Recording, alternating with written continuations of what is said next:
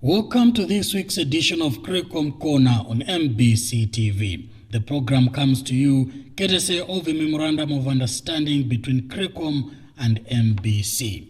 In today's edition, the Non-Governmental Organizations Regulatory Authority, NGORA, has recognized Creative Center for Community Mobilization, CRECOM, for capacitating girls and promoting transparency. CRECOM has thus been named Best NGO in Girl Education and Best NGO in Transparency. CRECOM Board Chairperson Justice Jean Rosemary Kaira received the two accolades at an awards ceremony held in Mzuzu. I'm excited and very happy that the nation has recognized CRECOM for the work that it does, more especially on promoting girls' education. This has been our work since 1994 to date.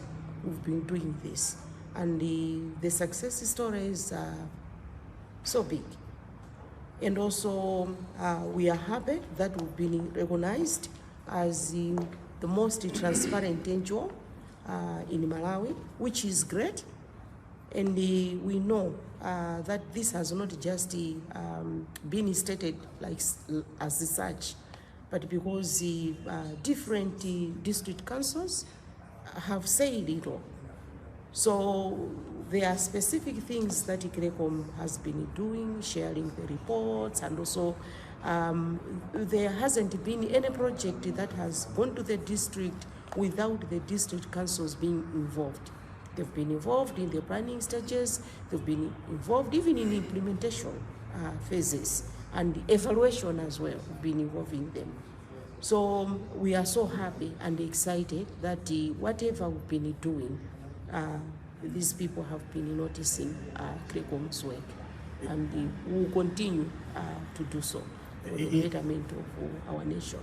So, you know, there was the readmission policy which was instituted by the government, and the CRECOM has been really working with the different chiefs, school boards of governors, the PTAs, the school management committees, the mother groups, to bring back girls that dropped out of school because of pregnancy, maybe because of poverty and other issues. So we managed to bring them back to school. Not only that, we have also been offering scholarships to girls in the various secondary schools that we've been working. On the issue of transparency, Director of Finance and Administration Francis Mohoni reaffirmed the organization's commitment to accountability. I personally am very happy and very excited that the government has recognized us for the work we do, particularly in girl education, but also recognizing us for being a transparent NGO in Malawi.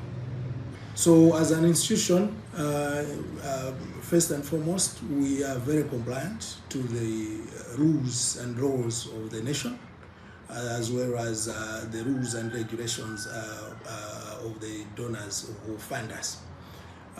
We are an NGO that ensures that whatever we do, we involve various stakeholders, mostly and largely the government, various government departments. Apart from that, our budgets, our project budgets are always put forward and shared with the local government, the district councils, so that they know what we have for them as our customers and as our targeted districts and targeted communities. Apart from that, every year CRECOM submits institutional audited financial statements to the NGO Regulatory Authority. And it also, those financial statements go together with the annual narrative reports. So whatever we do, we put that in a report and submit to the Regulatory Authority as an institution that regulates NGOs. And apart from that, those financial statements and reports are published just so that everyone is aware of what is happening, and those that want information from CRECOM access it. So for an organization like CRECOM, transparency means involving various stakeholders in whatever we do, so that they follow us from wherever we start from to where we end. So the stakeholders will understand how much funding as an institution we get from donors, and how much funding goes on the ground, and nothing to hide. In terms of reporting, we also state, reporting progress, we also state we have reached out to these people, we have worked with these ones together with the government structures, and this is how far we've gone. Concurring with Chibwana and Mhoni is Programs Manager Neftali Bannister. As an organization, I think we are thrilled to be recognized in two parts, as an organization that's transparent, but at the same time, because of our contribution to girl education. I think it speaks a lot to what we've been and we continue to do as an organization. CRECOM, I think our role mainly is to build capacities, to strengthen capacities of the stakeholders, the different stakeholders, so they can meaningfully, undertake or lead development initiatives in their localities. So that includes the grassroots structures, the grassroots people, but at the same time, even the departments of government, to make sure that at the end of the day, whatever happens is something that's sustainable, it's something that's impactful on the lives of the people that we serve.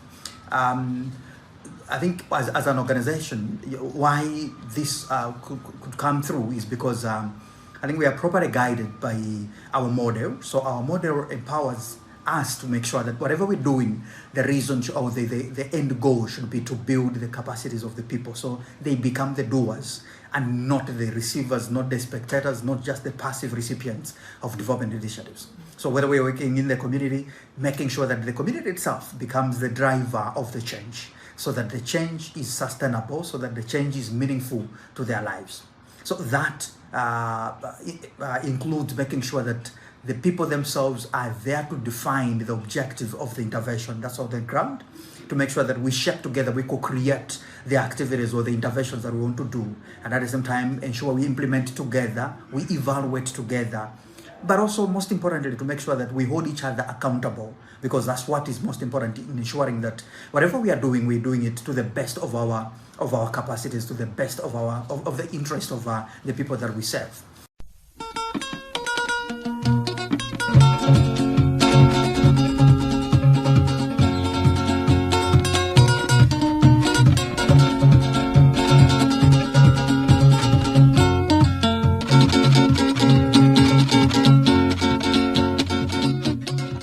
Kumbukirani kuti mukuonera programu ya CRECOM Corner yomwe imakufikani pano pa MBC chifukwa cha mgwirizano omwe ulipo pakati pa bungwe la MBC komanso bungwe la CRECOM.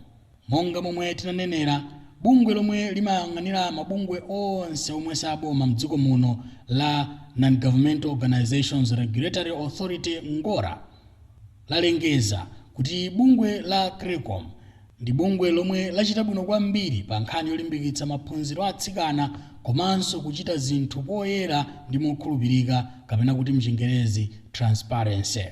Timve kuchokera kwa mkulu wa bungwe la CRECOM, Mai Alinafe Irene Chibwana. Ndipo ineyo ndikumva kukoma kwambiri, ndine okondwa kwambiri kuti bungwe lathu atipatsa maodzi awiri.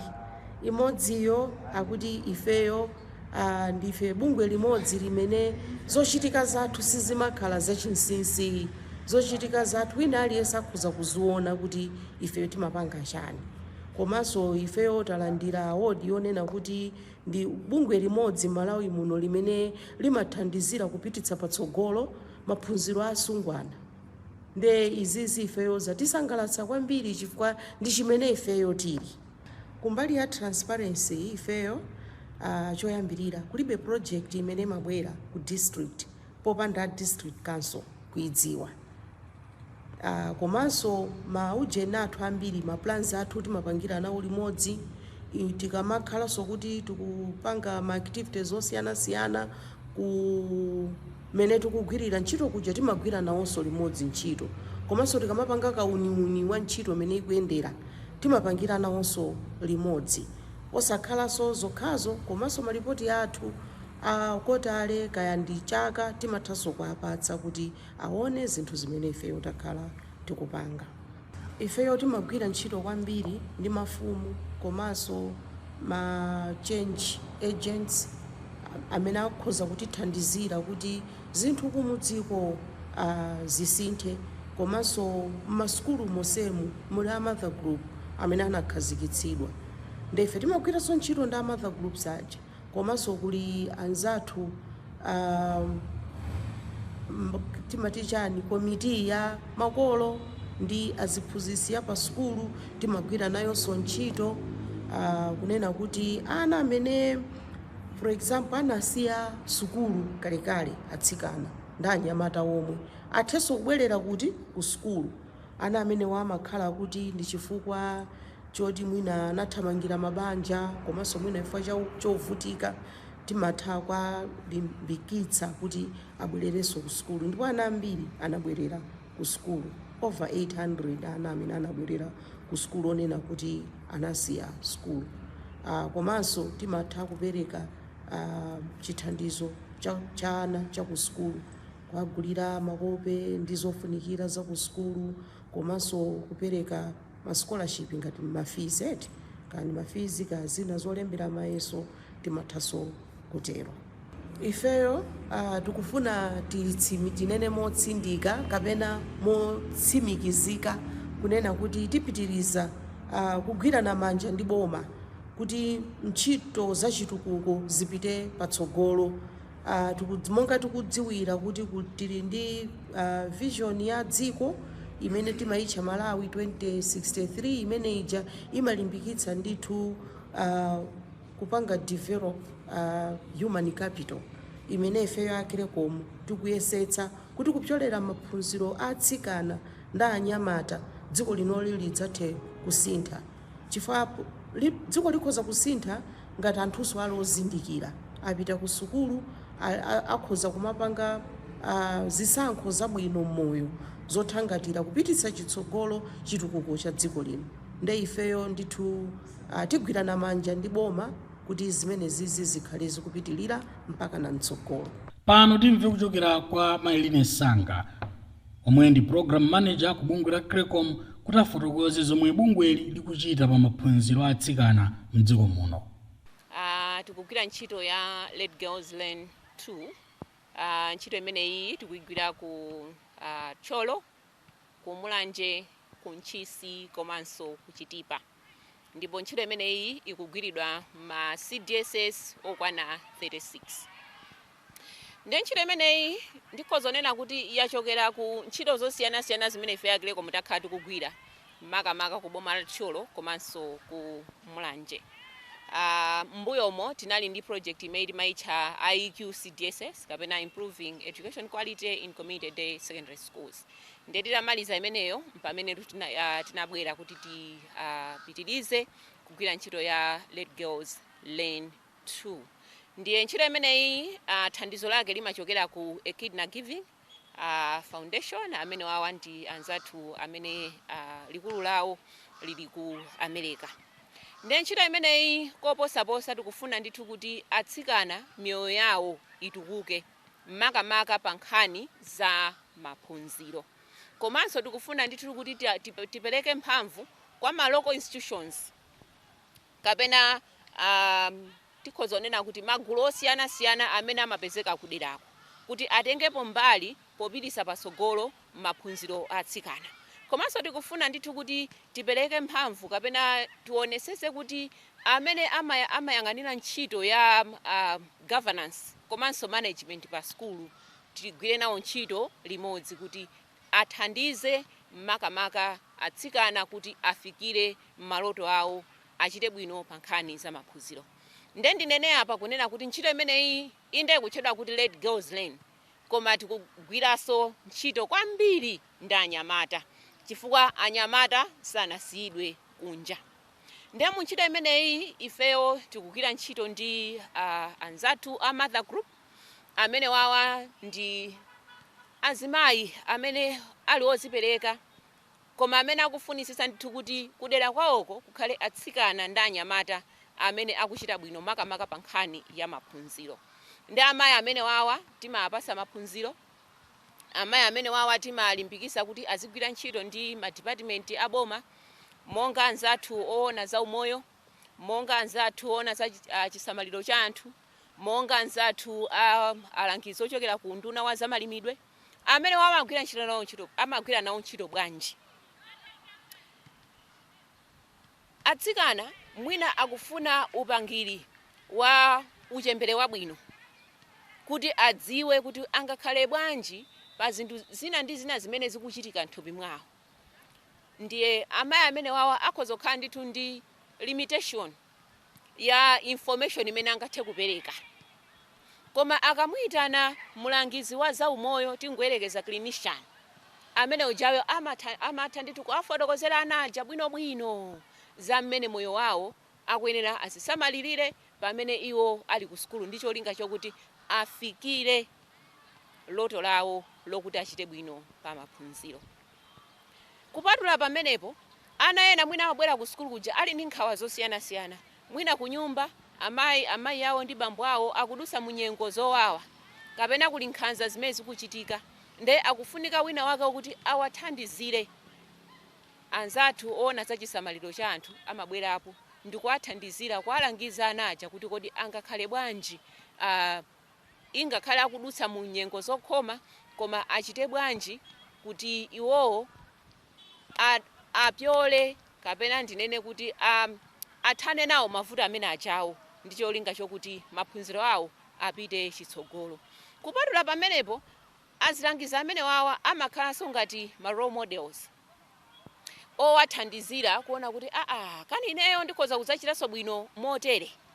Kupatula pamenepopo ntchito iyi ya Let Girls Learn tikupanganso improve employability skills ya ana athu kuti akachoka ku skulu athe kuona kuti ndili ndi maluso ondithandizira kupeza ntchito.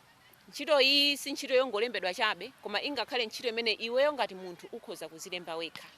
Ndiye kupyolera mu Let Girls Learn tikugwira ntchito ndi anzathu ma TVET colleges amene akumabwera ndithu mu skulu zathu zosiyanasiyana ndikuwalangiza atsikana ndi anyamata kuti kodi kuli ma opportunity kapena mwayi otani kunjako akatuluka. Afuna apange zopala za ukalipentala, afuna kuti akhale apange za welding, apange za magesi kapena zomangamanga kapena za saluni kapena za uterala kapena zobeka. Ndiye tikozonena kuti ifeyo a CRECOM timafika ndithu kuma CDSS amene ali kutali, mwina kulibeko munthu wina amene akhoza kumuona kupatula azilangizi ogwira ntchito za boma. Mwina kulibeko wina amene angaone kuti koma uyutu mwina zimene akupangazi nanenso ndikuona ngati mwina ndikhoza kuzapanga zonkera kumeneko. Ndiye kupyolera ma opportunity amene akumapezeka mu Let Girls Learn 2 project amene tikumatenga alangizi osiyanasiyana komanso anthu amene achita bwino moyo mwawo popanga maluso osiyanasiyana. Izi zitazoona zikutithandizira kuti anyamata ndi atsikana maka amene akupezeka mu skulu za ma CDSS azikhulupirire kuti there are more opportunities out there zimene iwowo akhoza kuchita pamene amaliza maphunziro awo. Sitangoyimira pomwepoyi, china chimene chili chosangalatsa kwambiri ndi ntchito imene ndionena kuti taona atsikana ndi anyamata ambiri ma CDSS enaonena kuti mwina kwa zaka zochuluka samakwanisa kutumiza ana ma public universities. Tingoyerekeza ku Luwana, ku Nzuni, ku University of Malawi, koma kupyolera mu ntchito imene tikugwira kuwalimbikitsa anyamata, kuwalimbikitsa atsikana, tili ndi zitsanzo ndithu. Kulipo CDSS imene ikupezeka ku Shire Highlands Education Division imene ili ku Tcholo. Sukulu imene iyi nthawi imene ife timafika kunalibe mtsikana mmodzi amene anali okwanitsa kuti apezeke ku public university. Ndiye sitinganene kuti izizi zachitika kuti panopa kuli atsikana oposa 6 amene achokera skulu imeneyi apita ma university osiyana-siyana. Sitingangonena kuti ndi ntchito ife ya Crecom tokha iyayi, komano izizi zachitika inde powunikirana ndi ifeyo a Crecom kupyolera ma project amene tikugwira. Komanso tiyamikire aphunzitsi, tiyamikire makolo, tiyamikire adindo osiyana-siyana amene akupezeka kumadera kumeneko pamodzi ndi ifeyo. Tikugwiranso ntchito ndi abambo amene tikuwatcha malilu father kapena mchichewa tinene kuti abambo angwiro. Awa ndi abambo amene ali abambo achitsanzo olimbikitsa maphunziro a atsikana. Ndi amene wawa akumakangalika ndithu kulimbikitsa abambo anzawo kuti ngati nyumba mwawo muli mnyamata ndi mtsikana asangonsiya mtsikana kuti amene iyi azimona mayi yake iyayi. Azibambo amene wawa kapena abambo amene wawa naonse akumakhala ndi nthawi yocheza naye mtsikana kumva kuti kodi wewe mafuna utafikira potani. Kupyoleranso mu ntchito yomweyi ya Let Girls Learn 2 taonanso tikulimbikitsa makamaka nkhani za mmera mpoyamba. Ndiye tikugwira ntchito ndi ma caregivers amene wawa anaphunzitsidwa. Cholinga ndi chonena kuti ngati kuli atsikana ena mwina amene akukanika kupita ku skulu chifukwa chonena kuti mwina ali ndi mwana wang'ono, awawa ma CBCC amene wawa akwanirise kuwatenga ana amene ajawo kuti pamene mtsikana ali mkalasi asakhalenso ndi nkhawa kuti kodi mwana wanga uja ukhala bwanji, akhale naye ali mkalasi akuphunzira. Kupyolera mu ntchito yomweyi ma caregivers komanso makolo ana amene akupezeka ku ma CBCC kumene kuku apasidwa upangiri wa mmene angathe kupangira zipangizo zokuti ana aziseweretsa. Inu muzoti mwana kuti aphunzire kapena kuti ubongo wake upange develop ukhwime bwinobwino amayenera ndithu apasidwe nthawi yoti azitha kusewera. Koma asewera bwanji ngati zipangizo palibe? Ndiye tiyamikire makomiti osiyana-siyana, tiyamikire alangizi osiyana-siyana komanso upangiri umene umachokera ku Ministry of Gender kuti tikwaniritse ifeyo a Crecom kupyolera mu Let Girls Learn 2 kuti sukuluso zamkomba phala nazonso zipasidwe support.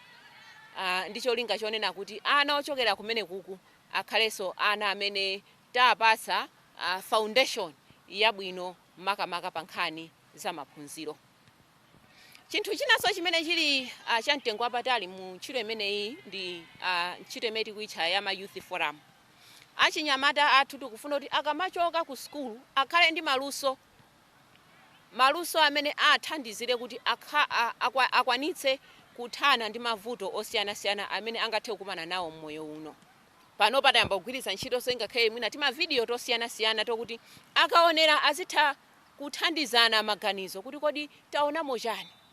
Mwina nzimayi kapena mtsikanayu akuzidziwa yekha. Mwina mtsikanayu ali ndi kuthekera kopanga ma decisions amene ali abwino. Ali ndi luso ndithu la critical thinking, akutha kuganiza mozama kuti inde ndakumana ndi vuto ili. Mwina ine school fees yanga ndiyosakwana. Mwina wakabaza wanduza kuti akhoza kundonjezera school fees koma mwina akufuna agonane nane. Kodi iyi ingakhale decision yabwino? Chingakhale chisankho chabwino chimene chili kuti ndichite kuti ndipite patsogolo ndi maphunziro anga? Kodi bwanji nanga nditati ndatero mwina tingoyerekeza ndapeza mimba kapena matenda amene ndidzakhala nawo kwamuyaya. Ndiye kupyolera ma discussions kapena zokambirana zimene anyamata ndi atsikana amene wakukhala nazo akuphunzitsana kuti kodi tichite bwanji kuti tikhale anyamata ndi atsikana amene tikuganiza mozama, anyamata ndi atsikana amene tili ndi agency, amene tikumatha kukhala ndi masomphenya ndikuziuza kuti masomphenya amene wa ine ndafikire ndipanga izi. Mwina ndili ndi anzanga amene akundibwenzeretsa mbuyo, ineyo ndionesiza kuti mwina ndapanga drop ndasiya anzanga amene wawa ndipeze anzanga amene andithandizire kukafikira loto langa. Kupatula pamenepo tikutha ndithu kuona anyamata ndi atsikana amene wawa akuphunzitsana kukhala ndi ma entrepreneurial skills. Kuti inde ndili ku skulu koma mwina kwathu kuli dimba, mwina nzanga kwawo kuli bench, mwina tili ndi nzathu wina ali ndi water linkeni kwawo, wina ali ndi sprayer. Bwanji tipange collaborate limeso lili luso lina tipange collaborate. Pamene tapanga collaborate, tikalima masamba, tikagulitsa apa, sprayer tipeza apa, pamapeto pake sitifunanso kuti tidalire makolo athu kuti mwina tipeze ndalama za makope kapena ndalama za school fund. Kupyolera mu ntchito imeneyi ya Let Girls Learn, tikumalimbikitsa ndithu anyamata ndi atsikana kuti alimbikire kuti achite bwino maphunziro mwawo. Ndiyeno tili ndi ma study circles amene boma limalimbikitsa ndithu kuti skulu ina iliyonse akhalemo. Nde ingakhale kupyolera mu project imeneyi anyamata ndi atsikana takhati kualimbikitsa ndithu kuti azipezeka ma study circles mmene umumwe amalangizana kapena amathandizana. Mwina ine zikundivuta koma ndili ndi mzanga Jane amatha mwina kusolva masamu, amatha mwina chemistry. Ndiye tikamakhala limodzi kuthandizana izizi taziona ndithu anyamata atsikana akutipatsa maumboni kunena kuti kuthandizana kumene akumathandizana pa iwo okha ngati anyamata komanso ngati atsikana komanso ingakhala anyamata ndi atsikana kuthandizana limodzi, performance yawo ndi yabwino kwambiri. Tiyamikire kwambiri anzathu a Mother Group. Amayi amene wawa ndi amayi opatsa chidwi kwambiri, chifukwa ambiri mwa iwo ena amakhala kuti mwina alibe mwana pa skulupo, koma chifukwa cha passion imene ali nayo yofunisisa kuti atsikana amene ali kudera kwawo achite bwino pa maphunziro. Taona kukangalika ndithu kuti atsikana mwina amene asiya skulu chifukwa cha zifukwa zosiyana-siyana, ena mwina chifukwa chokuti analowa mbanja akadala chichepere, ena mwina chifukwa chonena kuti ali ndi mwana akadali ang'ono, amene wawo akumakafikira limodzi ndi makolo awo komanso mothandizana ndi atsogoleri amene akupezeka kumaderako. Mafumu tayamikire chifukwa akuapasa mangolomera amayi amenewa. Tiyamikirenso amakomiti ena amene akupezeka kumadera kumene kuku pogwira ntchito limodzi ndi a Mother Group mopatsidwa mphamvu ndi ifeyo a Crecom komanso alangizi a boma amene akupezeka kumadera kumene kuku. Taona ndithu atsikana opyolera 200 kwa nthawi imene ifeyo a Crecom takhala tikugwira ntchito, takhala tikuwaona atsikana amene wawa akubwerera ku skulu namapitiriza maphunziro awo. Ena mwa iwo anasankhidwa ali ma university osiyana-siyana, ena ali ma technical college osiyana-siyana, ena akupanga ma business awo atalandira ndithu upangiri onena kuti moyo wawo sikuti wafika kumapeto pamene akwatiwa akadali ang'ono kapena pamene akhala ndi mwana akadali ang'ono. Komano chilimbikitso chimene a Mother Group akhala akuapatsa ambiri mwa iwo ndithu taona akubwerera ku skulu. Pamene abwerera ku skulu sakungothera pompo, akukhazikika komanso nalimbikira skuluyo kuti miyoyo yawo, miyoyo ya ana awo, miyoyo ya mabanja awo komanso madera awo ingakhale dziko lino la Malawi miyoyo yathu isinthike. Kumbukirani kuti programu ya Crecom Corner imakufikani pano pa MBC chifukwa cha mgwirizano omwe ulipo pakati pa bungwe la Crecom komanso bungwe la MBC. Dzakhaleni pompo sabata ya mawa.